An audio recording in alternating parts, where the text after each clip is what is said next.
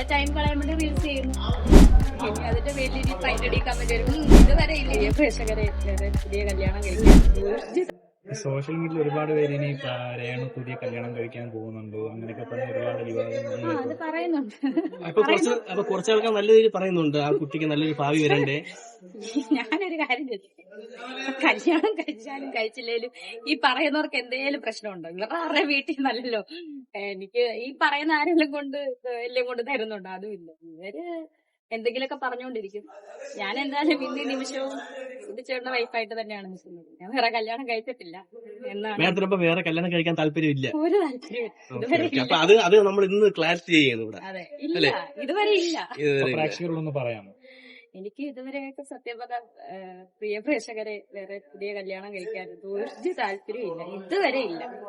ഇനി അതിന്റെ പേരിൽ ഇനി ഫൈനലി കമന്റ് വരും ഇതുവരെ ഇല്ല. ഇനി നാളെ ഉണ്ടാവും. നാളത്തെ കാര്യം ദൈവത്തിന്റെ കയ്യിലാണ്. നാളെ നമ്മൾ ഉണ്ടോ ഇല്ലോ എന്ന് തന്നെ ദൈവത്തിനെ അറിയത്തില്ല. അടുത്ത നിമിഷം സുധിച്ചേട്ടന്റെ ഓർമ്മയിലൂടെ ജീവിത അവസാനം വരെ ചേട്ടന്റെ ഓർമ്മയുണ്ട്.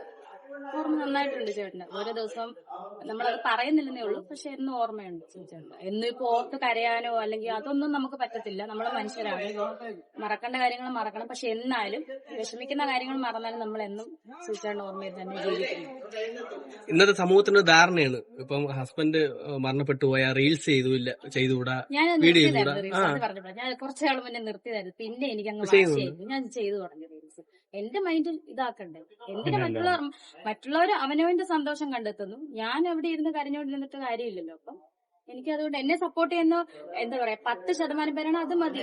ഉണ്ട് 10 പേരുണ്ട്, അല്ലെങ്കിൽ 10% പേര് എന്റെ കൂടെ 1% എങ്കിലും സപ്പോർട്ട് ചെയ്യുന്നവരുണ്ടെങ്കിൽ ഞാൻ ഹാപ്പിയാണ്. ബാക്കിയുള്ളവരും എനിക്ക് ഞാനത് മൈൻഡ് ചെയ്യത്തില്ല. ഞാൻ എന്റെ ടൈം കളയാൻ വേണ്ടി റീൽസ് ചെയ്യുന്നു.